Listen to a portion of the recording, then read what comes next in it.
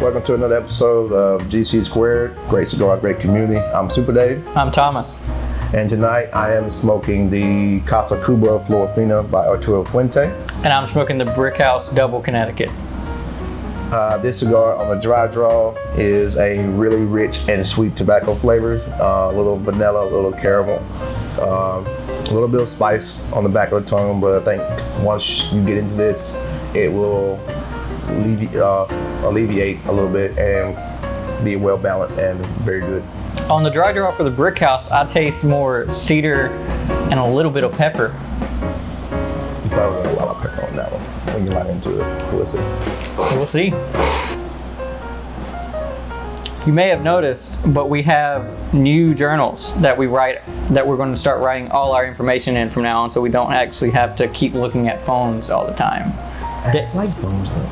David's got a darker journal, and I've got a lighter colored journal.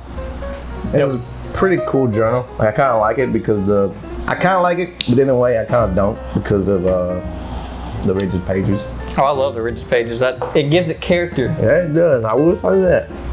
So we also added what we'll start adding in our YouTube channels is interesting facts about cigars that we smoke.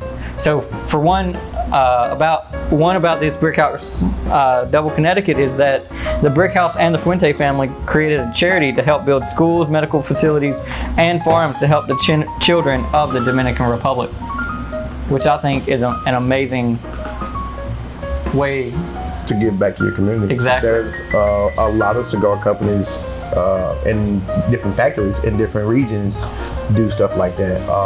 CLE was one of them that does something like that. They give back to their community in Danley, to the schools and whatnot. The parents that work at the factories, they help them out as much as they can. Really? Stuff like that. So that's pretty cool. Like I said, it's a lot of factories that does it, but CLE is one that I know for sure because I've been to that factory. So that's amazing. What's something interesting about yours? This Casa Cuba was blended by Don Carlos himself for his father, Mr. Arturo Fuente, the late Arturo Fuente. It is an Ecuadorian Havana seed wrapper over a Dominican binder and filler. But that's what I love about Dominican tobacco is that real, like I said earlier, that on the dry draw, that real rich tobacco flavor, kind of like vanilla, a little bit of like sun-dried raisins or something like that. Right. Real sweet. I love it. I mean, and once you get into this, once I got in the cigar, I smoked it last night too, and once I got in the cigar, the smoke output increased a lot. I mean, really? Yeah, it got really creamy. It was really good. It's definitely one that will definitely stay on my list of cigars to smoke. Coming out of the first third, the vanilla and the caramel flavors are kind of molding together, and it's really good. Been enjoying it. The spice is there. It's definitely there. Getting that on the retro hell. So I'm looking to see what it's going to be like toward the second, third. The burn's real good. It's very even. And the ash is looking beautiful. So. Well, as you can tell, the Brick House Double Connecticut, it already has dropped its ash one time, and it actually tastes different than the last two times I've tried it, because we always smoke two of these cigars before we record these videos, so we can write down what our thoughts are before it and have them collected. Yeah. Whenever I smoked it, the first two times I got cedar, a little bit of cream, and then on the very edge, a little buttered toast.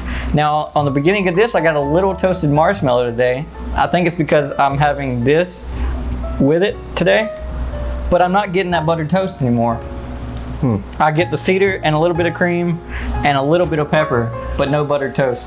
And that just goes to show how much difference a day makes from smoking a cigar. Because, like I said, it can be fantastic today, and you smoke it tomorrow.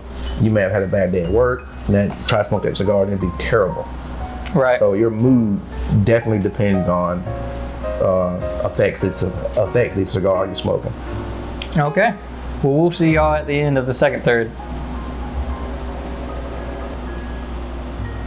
So we're coming into the second third, and mine has changed again from whenever I smoked it the first 2 times. The first 2 times it was applesauce, pepper, and a little cream. Now I'm just getting all cream and a little pepper. I think it's truly because of this Monster energy drink. Probably melted it down a little bit. I think it did. Yeah. What about yours?